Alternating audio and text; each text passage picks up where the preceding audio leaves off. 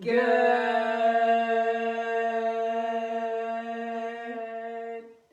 morning and happy Tuesday, you guys. Taco Tuesday in the house.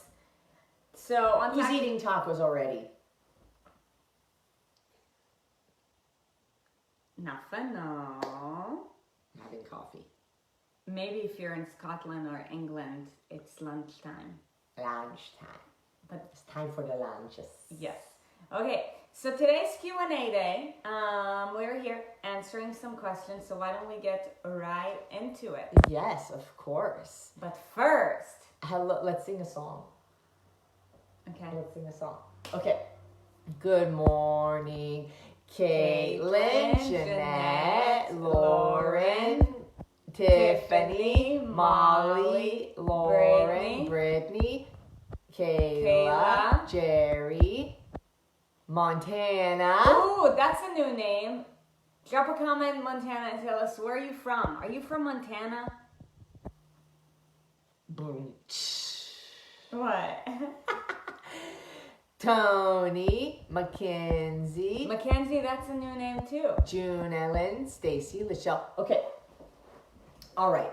Question numero uno. Let's get to it. This is from Jade Reynolds from Los Angeles. No, Louisiana. All right. I'm like, wait a minute. There's three things there. Louisiana. Ruston, Louisiana. United States of America. Not so United States of America. Okay. Anyways, somebody's going to get mad at me for saying that. That's okay. My question is about balance. I looked through the recipe bonus book, okay, nutrition package. I didn't come across a recipe that was amazing. Okay. How should I be structuring meals? Overnight oats every morning for breakfast is okay. So disregard okay. So the question starts from here. Is overnight oats every morning for breakfast okay? Once or twice a week due to carb count? You can hear them thinking through this. Is the key to weight loss in variety? I ask because I tend to find comfort in repetitive activities. There are so many variables. Okay, there's a lot of information out there, which is why we do Q&A, and which is why, well, we hope that you believe our information. I don't know. But basically, can I eat carbs for breakfast every single day? Is the question. I eat carbs for breakfast every every single day, and I eat the same thing for breakfast every single day. In fact, what is included in that breakfast? Oatmeal. Overnight oats. Yep. Overnight oats. Overnight oats. So the goal within it is to make sure you're also getting a protein and not just eating oatmeal. Yeah. If you can sneak a veggie in there too, somehow great, but sometimes that's just weird. Yeah, so when it comes to balance, right, ideally you want to optimize your meals as often as possible. So an optimized meal will include the following: a vegetable, a protein, a carb, and a fat. Okay? And you asked, what is the key to success in weight loss? Here's the secret. It's variety. The key to success is called consistency. Which is what people don't want to hear, because consistency is not sexy, because consistency doesn't happen overnight. Consistency means doing the same thing over and over again. Now, you can have variety within consistency. Yep. Right? You can be varied, which if you get, like, I get bored from eating the same things over and over again. Yep. She can eat the same thing all the time and be fine. But consistency within, you know, the structure of your meals, the building of your meals. And so what we really try to hit home with is that you have a balance throughout the day. You have a balance of the macronutrients, the carbs, the proteins, the fats. You might not have all of them in every single meal. That's okay. You want it to be balanced throughout the day. You know, you also don't want to not eat any carbs at all during the day and then eat. You're like, oh yeah, I get 4 servings of carbs, so I'm going to save them all and eat lasagna for dinner, right? Like, that's not balanced. So the goal in here is to make sure you have consistency throughout the day, but you can have variation within your meals, within the food choices. Hopefully that helps. Yeah. Okay. Crushed it. Okay. Kina from New York. I feel like we've had a question from her before. Upstate New York. Where in upstate New York? I'm going to try to get to the question. There's a lot of storytelling. There is 3 lines of a question. They're asking for our opinion. Do we think low calories and low fat over nutritional value? Okay, they're talking specifically about dairy, it looks like. So, skim milk, low-fat Greek yogurt. I think what they're saying is because we use those in some of our recipes, do we prefer low-fat or skim and things like that over a nutritional value? Low-fat dairy. To get low-fat, factories take out the nutritional value and put in synthetic ones. Not all the time. For stevia, there's no nutritional value. There's no nutritional value, but there's pleasure value without calories or chemicals. If anybody's wondering about stevia. And then... What are the things that she's asking about?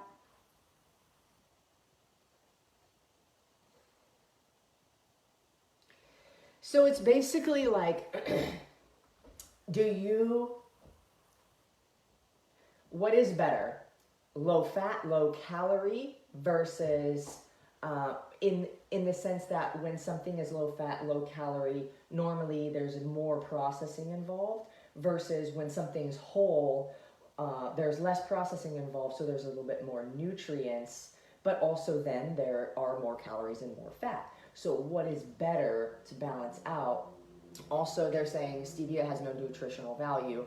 It doesn't. Sugar doesn't either. It doesn't, but sugar doesn't either. So if you're going to use one or the other, there's at least not chemicals in stevia. It's from a plant. So here's the thing. Like, you always have to look at the big picture. Like, you always do, because otherwise you're going to drive yourself insane, right? Like, nutritional value is always the thing that you want to really strive for most. But the reality is, if you have a body composition goal and you are asked to cook with either skim milk or 2% milk versus full fat milk, guess what? Like, there isn't a big difference, but if you have body composition goals, then that over time will totally add up, right? So it's not like we're telling you, oh, drink fat-free coffee, mate, right? It's like, if there is no real, like, more processing that's included within it, and, there is a boost for your body composition goals, then yes, we will make that recommendation for sure. And that's why we recommend stevia over sugar. Neither have nutritional value. Stevia will help you get closer to your goals. Same thing with honey. She mentioned honey. Yes, honey has great benefits. Honey also has sugar. So, not that sugar is bad, not that honey is bad, but when you do have body composition goals, it's give and take. Right. Sacrifices. Right. It's where am I going to sacrifice for what I want to achieve? Once you achieve,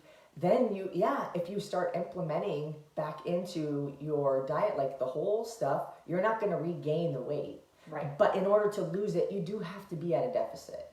You do have to eat less energy than you are burning. That is scientifically a fact. So, though that's not what we focus on, there's a little bit of sacrifice that's made in the nutritional category because we know that you can also get those nutrients elsewhere. Yeah. So, if it means you're consuming a few less calories in something that aren't necessary for your goals, then we'll sacrifice a little bit of those nutrients because we know you can still get them. Yeah. That makes sense? Yeah. So hopefully that's helpful. But then, once you get to a place like, I wouldn't necessarily recommend people eat the way that we eat or how much, the quantity that we eat currently right now, because we're in a place where we're not trying to lose really any more body fat. Right. So we don't need to be at a deficit. So there are certain things that our bodies will get away with, whereas when you're trying to lose fat, you won't. Yeah. So, it's give and take and sacrifice. Yeah, so remember this, like, always look at the big picture, okay? Don't get yourself wrapped up in the details because you will drive yourself nuts. All right, so we got Jerry from Oklahoma, who's a new Inner Circle homegirl. Holla. Okay, so I shattered my right elbow and I can't completely straighten it. So I have to modify what to do, like push-ups, etc. Any suggestions on what I can do? By the way, I can straighten it 3/4. I just feel like I can't get any more out of it. I know what to do. Thanks, girls. Much love. Easy. Okay, so again, Easy. Just break it again you so you can straighten it all the way. exactly. Get in a straight arm cast. And you'll live life like this for 6 months. I'm just kidding. So Don't do that. it comes down to priorities, right? So it sounds like you're injured, right? If you're injured, your top priority right now is not to do a push-up because that's going to hinder your recovery process and your push-ups are going to feel like shit.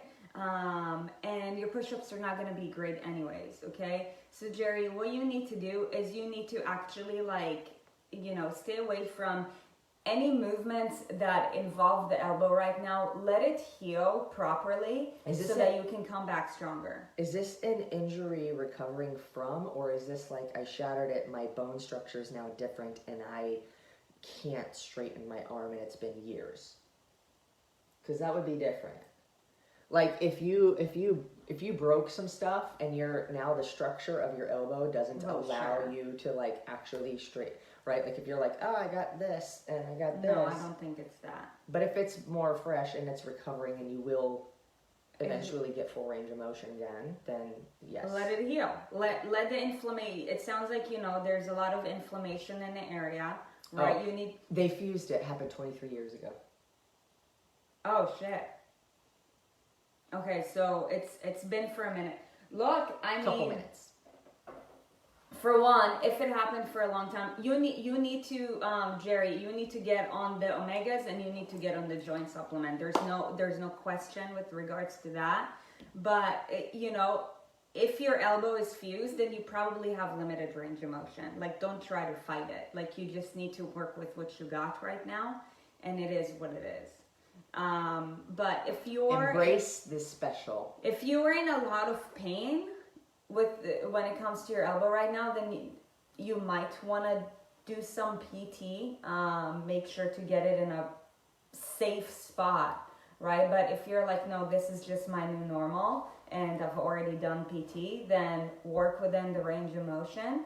Do your best. Take the joint, take the omegas, and you'll be good to go. Wow. Next question is from Tina Kramer from Virginia. Hi. Excuse me. Hi, Tina. There's a lot of names that I don't see on the Facebook Lives normally. I wonder if they are from YouTube. No, I think that they watch the videos later because they're like at work or something. Got it. People like East Coast people. I would love to know when do you guys watch it? Okay, so she says, this is a great question.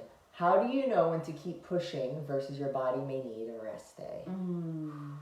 Who has ever had that thought? Hello, Julie. Welcome. That joint shit is no joke. I'm down for a triple jump competition right now. I don't know what that means. Triple jump, like track and field? Okay, do you have an answer?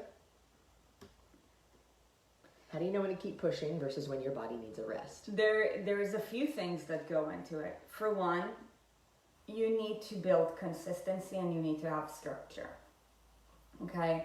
And you need to literally have set rest days as part of your training protocol. Okay? 100%.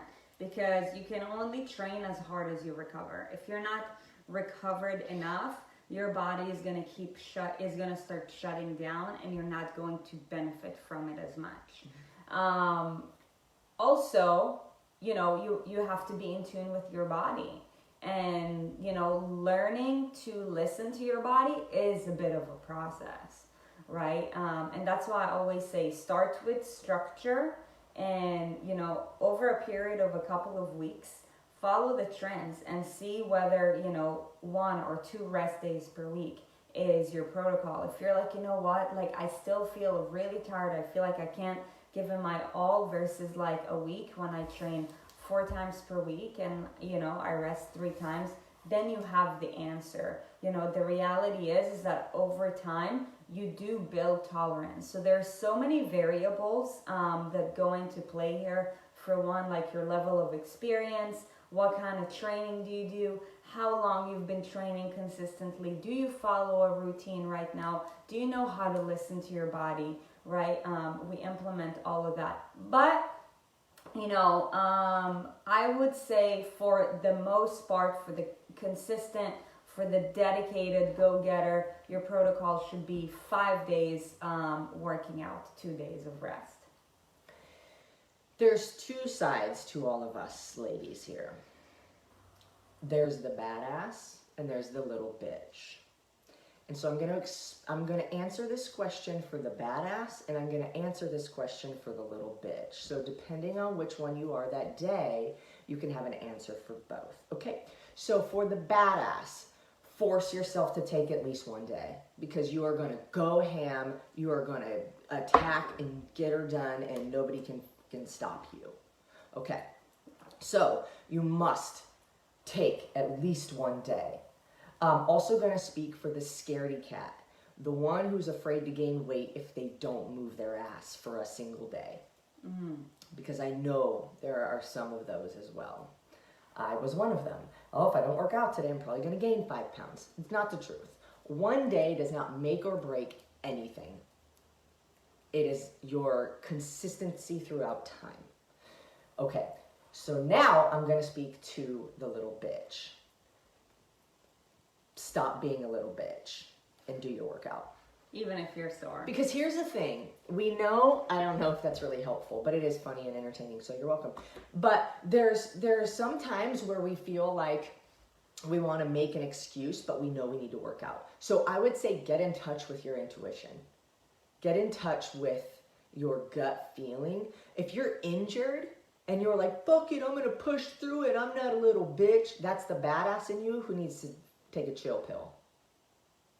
Okay? But if you're like, I don't know, I'm kind of sore, should I work out? I don't know why I looked at my watch, like, maybe I'm running out of time.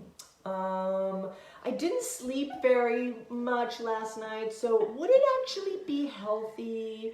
And you start like trying to find a reason to not work out. Stop being a little bitch. That was such a good way to answer that question. Because we all have our swing of emotions. Hey, women, we are 9 fucking people in one body. So you have to know what person is talking and how to respond to that person. So, little bitch, be quiet. Go sit in the corner. But yeah, that's the truth. Am I trying to just find a way out because I'm being a little bitch? Or am I trying to like just go so hard at not giving a shit about my body? It's very different. And I know I've experienced both. I don't know if you've experienced both. I think Sarit's just 100% badass.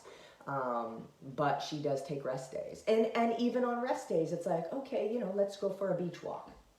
Like you can still be active, but like, I'm not going to go for a 10-mile beach walk. God, the people who are like, it's active rest day. I'm going to go run a half I'm marathon. I'm going to go swim 2 miles. Bitch. Yeah. Active rest doesn't, active rest is like your heart rate doesn't get that elevated. Doesn't mean full-on cardio. Yeah, you're not sweating unless it's actually just hot outside. Yeah. So, wow, that was a really good way to put it. There we go. All right. Oh, our very own Tammy Jarrett from Plano, Texas. I'm so glad. For a friend. I love it. Asking for a friend. Okay. So if you do not have a rower she's probably asking this because people have asked her from the community. Okay. And so, because she is a giver.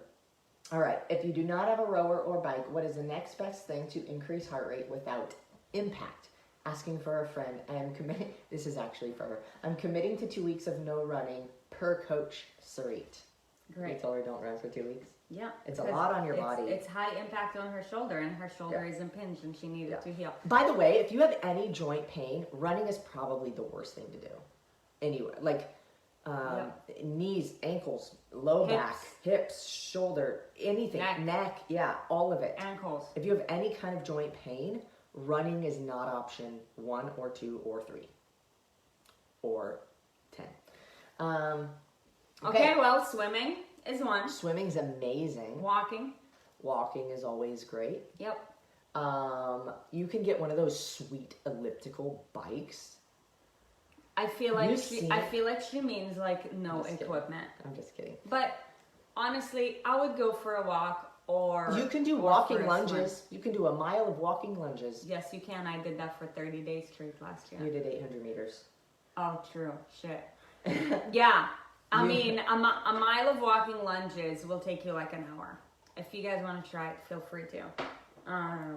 Over an hour on your first try. Yeah. That shit will discipline your ass so good. Okay, so really, Tammy, what matters is consistency, right? Like, you're not gonna get that same like, oh, like I feel so, like you're not gonna get the same endorphin rush, but your body will respond the same way, like from a metabolic standpoint. So don't think about high intensity right now, because normally high intensity also means high impact. I was just going to say that. It's very, very difficult to emulate high intensity without any kind of impact. Yeah. If you think about all the things that jack your heart rate up and get you really sweaty fast, jump rope, running. Yeah. It's all high impact. Yeah. I mean, unless you have an air bike or a rower, because those are low impact and you can go. But yeah, yeah.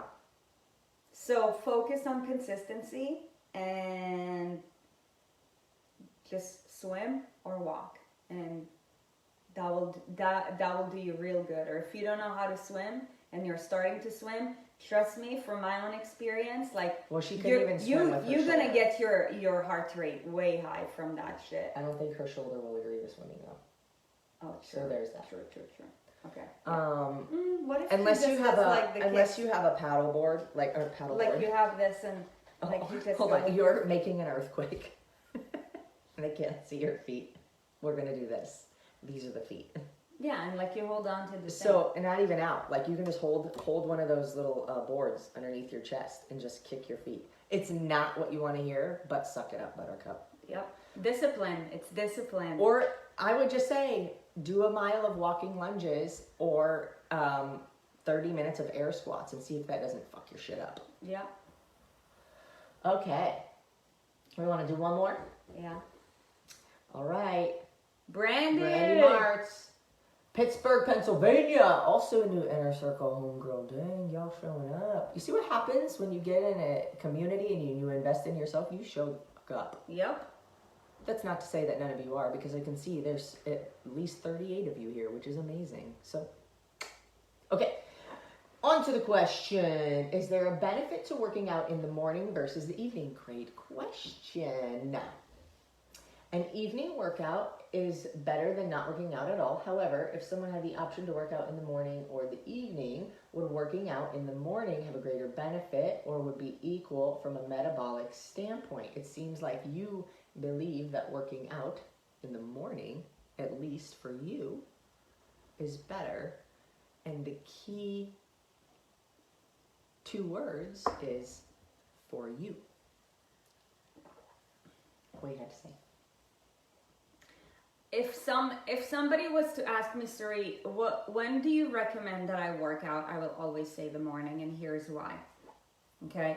Because successful people do the most important things at the beginning of the day. Okay? Normally, if we work out, now I'm not saying that you can't be successful and work out in the evenings. However, like, you know, if you have a full life, right? Like, let's say, you know, kids who have activities, you know, you have a lot of events, like, you know, you might have to stay later at work because shit went down, right? Like, there is a greater chance that you will end up missing your workout because something happened, right? Like when you get it out of the way first thing in the morning, you don't really have a way out. Also, you're gonna feel so much better going into the day. Energized. Okay, now some people, like, based off of your circadian rhythm, really do perform better in the evening. Okay, however, if you really want to turn it into like a long-term habit, like when I say long-term habit, I mean like 10 years from now, it would be ideal to just, get your workout routine as part of your morning routine, simply because when you get it out of the way first, like, you have the entire day to put out fires. And like, not working out can never be an excuse. And you're also gonna go into the day feeling so much better because, after you work out, like, you have that like instant gratification, like feel good. So you're gonna feel so confident, right? Versus like, after work, you go to the gym, you work out, okay, like you have that good feeling to come back home and like, eat dinner and be by yourself. But of course, it's a matter of preference. But from a scheduling standpoint and like a time management standpoint, it would always be ideal to do it in the morning. Yeah, it's not a matter of best metabolic timing. Workout is a workout, and like we say, no one day or one workout is going to make or break you. Yeah. It's, are you consistent in doing fitness? Yeah. Period. Yeah. But what Sarit is saying is basically when you do it in the morning, the longer the day goes, the more room there is for shit storms. And also the less energy you have to put towards your workout. Yeah. But that's the other thing, is that there's more room for you to make excuses. Mm-hmm. Oh, this came up. Oh, I'm tired from work. Oh, I had a bad day. My boss said that my shoes are ugly and it hurt my feelings. Or whatever. Or, oh, the kid forgot like his soccer shoes. Yeah, now I couldn't work out because I had to go home to grab this thing because this person forgot. Whatever, right? So the longer you go throughout your day, so if you get the most important things done first, there is then more wiggle room at the end of the day for the things that aren't as high of a priority. Mm-hmm. Now, what about the people who have to be at work very early in the morning? Look, I know some people who have to be at work at 5 a.m. and they work out at 3 a.m. Yeah, it just comes down to a matter of how do you want to arrange your schedule? Because you can wake up at 3 a.m. to do your workout so you can get to work at 5, but that also means you need to go to bed at like 7:30, maybe 8. Yep. So it's doable. It's all a matter of sacrifices by the end of the day. Because also, if you're going to work at 5 a.m., most likely you're not, unless you're us, you're not getting off work at like 6 or 7 p.m. Right? You're getting off work earlier in the day. Probably like 2, 3, 4 p.m. Which means your day just goes from, if this is the normal 9 to 5 work day, you're just getting pushed this way, mm-hmm. right? And everything. So your workout's here. Yeah. Workout, work, and then you get off at whatever time, 3 or 4 or something, and then you're in bed by 8. Yeah. The Rock does that, and he's a very successful person. Like, I always say, like, watch what successful people do and try to emulate that, right? Like, not working out because you're busy or because shit came up, that's the poorest excuse ever. It just means that you're either not dedicated enough or you just haven't figured out the skills to control your time better, right? The reality is that working out should be an obligation for each and every one of you guys. Yeah, right? And we're not saying that one is better than the other from a physiological standpoint. We're saying that the more day that goes by, the more opportunity is for things to get in the way of the workout. Yeah. So you can absolutely do it after work, at the end of the day. If that works better for you, and if you can be consistent, great. But chances are, like, as we get through life, if you're in your,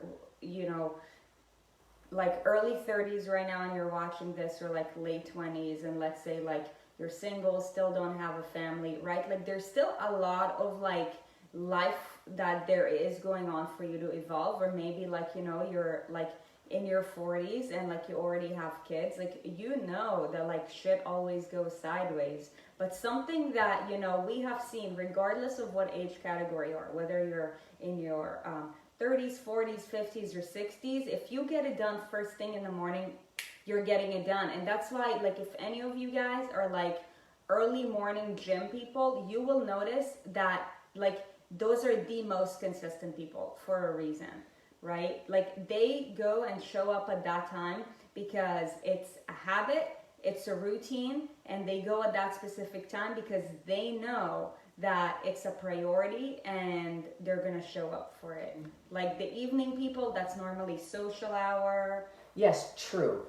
But at the end of the day, Right. if you can be consistent, it doesn't matter what time it happens. Right. Yes to everything you said, and I we've agree with you worked at 100%. gyms for years. Yeah. At least 10 years I worked in different various gyms. And every single gym, it never fails. The people who are there before work are there all the time before work. The people in Like the the evenings, Jeanettes. they come and go. There's like a few that are consistent, but the rest of them are just like, oh, I saw you on Monday and Tuesday, and then I didn't see you the rest of the week. You know, it's not as consistent. But that's because of what we said. So if you can be consistent, it really doesn't matter. If you're working out right before you would go to bed, it's probably going to take you a little bit longer to wind down. My So recommendation for you, for each and every one of you guys, one thing that you want to try to avoid, I don't care how disciplined you are, is doing some workouts in the morning and some workouts in the evening. That will create so much confusion. And that will be really hard to build momentum. So like regardless of what your schedule is, try to stick to one time frame. Like I know that some of you guys, you know, work the graveyard shifts and that sort of thing. So like either do it like as soon as you wake up, or, you know, like as soon as you get back from work, which, I mean, it's up to you to figure out. It's really like, it's up to each and every one of us to figure out based off of our schedule or whatever. But, you know, try to stick to a consistent time frame. Cool. So that is it for questions today. Thank you guys so much for submitting those. Hopefully they helped multiple. I'm guessing so because there's still quite a few of you here. Thank you guys for showing up in your mornings and dedicating your valuable time to us, to chat with us, to hang out with us. If you have questions, all you have to do is go to the Facebook group, Erin Sarit, and at the very top, there's announcements. And in those announcements, there is a post with the link that has the little form you fill out. What's your name? Where are you from? What's your question? And we will get to those as they come. Okay, for those of you doing the In Motion Challenge, 21-day In Motion Challenge that is starting on Monday, the 10th, this coming Monday. If you are doing it for free, amazing. Make sure you have the app downloaded. Make sure that you've made some kind of commitment in the Facebook group. Make a post or something that says, got my app downloaded, doing the challenge, can't wait, ready to go, whatever. If you are wanting to be eligible to win the $1,000 prize at the end, then you do need to purchase a motion box or one of the packs that we've talked about. If you have more questions, please just post there and let us know what your questions are. But today and tomorrow only, with the purchase of an In Motion box, is also a free bag of CB Deep Sleep, which I take and I think it's amazing. It helps me sleep well without waking up feeling groggy. It's like when I'm asleep, I'm really asleep. But if I wake up and I have to go to the bathroom, I'm not like I smoked a bowl and I'm like walking on clouds or feeling around the house, right? So it's really amazing. So today and tomorrow only. I know several of you are actually waiting until today to get that because you know that you get that product for free. It's not a sample. It is an entire month. So today, which is what, the 4th, and tomorrow, Wednesday, August 5th, you get that free product, which is like a $70 value, I believe. So score. Okay. If you guys have more questions, we will be posting links, and you have an email in your inbox and all this stuff. So check your email to learn more about that. Anything to add? Tomorrow we are talking about money. I think that's like my favorite conversation for the week because you guys need so much help with that, and we're here to help you with that too.